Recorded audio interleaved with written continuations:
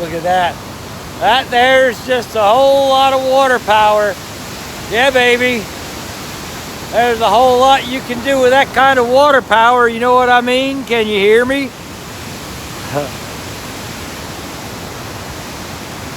I see fountains all the way up and down this reservoir, all the way to Westfield, all the way past Featherbed Lane. Yeah, I see aeration bubblers and fountains everywhere. And a hydroelectric power station right there too. Wouldn't that be nice? Yeah, baby. Okay, so one of my friends in town suggested that I take a flight over to the other end of the Clark Reservoir, and this is what it looks like. Now, if you look to the right there, that's the Robinson's Branch that comes out of the Watchung and Mountainside area, the Watchung Hills, and it cuts through the streams and everything. It cuts through, and it creates all that brown muck you see down there. That's sediment, and when it slows down after it gets down out of the mountains, it settles down at the bottom here. So we're just going over Featherbed Lane now. And that's the Deutscher Club off there to the left. And coming up ahead, that's Raritan Road. And you can see all the growth in the water column there. That used to be 5 or 10 feet deep, and now it's just all mucked up. But a proper system of aeration could take care of all that stuff and remediate all this and make the water healthy again and prevent the algae blooms and the hydrogen sulfide that you get here, that rotten egg smell. And there's also methane gas. And none of that stuff's good for you to breathe, or your families, or your children, or the elderly, or anybody. And that's the high school right there on the left. They shouldn't have to breathe that stuff. Your children shouldn't have to breathe what's in this, coming out of this water. But a proper system of aeration could take care of it. So yeah, there's some muddy waters here in the Clark Reservoir, and this is in need of good rehabilitation and the willpower of this township and our government to do so. Okay, so we're walking away from the spillway there, and we're going to take a look at we'll take a look at it down here in the pipeline and stuff. Are you ready? Here we go. Okay, so let's turn this around, and you can see this tree going into this pipeline, and that's just no good. You can't have shit like that around a pipeline that is filled with toxic waste and poop. And this pipeline, it needs to be painted. It needs to be, the rust needs to be taken off the steel. It needs to be painted, and there needs to be a new sign over there.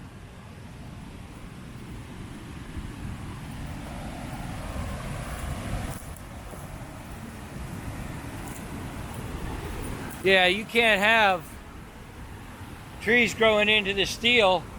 No way. No how. That's a lot of water power there.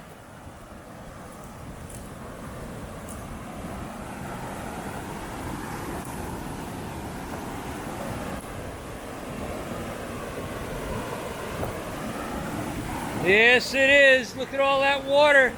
That's a lot of water power. Woo-wee.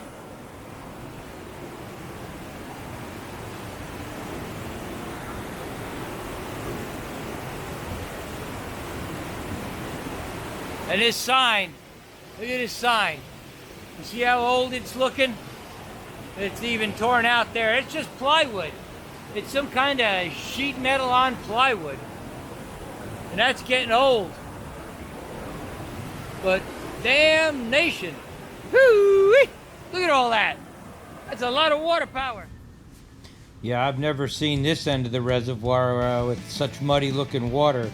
But that's just what it is. When you have these heavy rains, you get these sediments come downstream, and they add layer after layer after layer on the bottom, and they make the reservoir system shallower and shallower and shallower, which means it heats up faster, and in the summertime the algae blooms get out of control. But right now, what do you say we come on down and fly through that backhoe? I say, yeah, let's just go on down there and do it. Now, this aircraft has obstacle avoidance, so it'll beep and make me do things and move by itself. So we're just gonna try and pull through here. And I got the warning right there. So I had to drop, wobble, and go back up again. Yeah, that's some muddy looking water right now. Yuck. But that's it.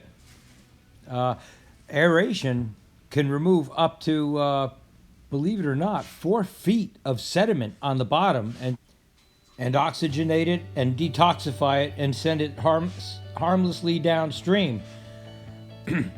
But it has to be done throughout the system, including Milton Lake, because that's where everything would end up from here.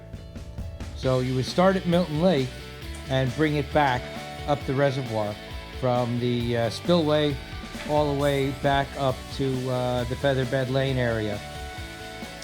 And this is so much water power that could be used for hydroelectric power to power that system and more, to rehabilitate this forgotten waterway.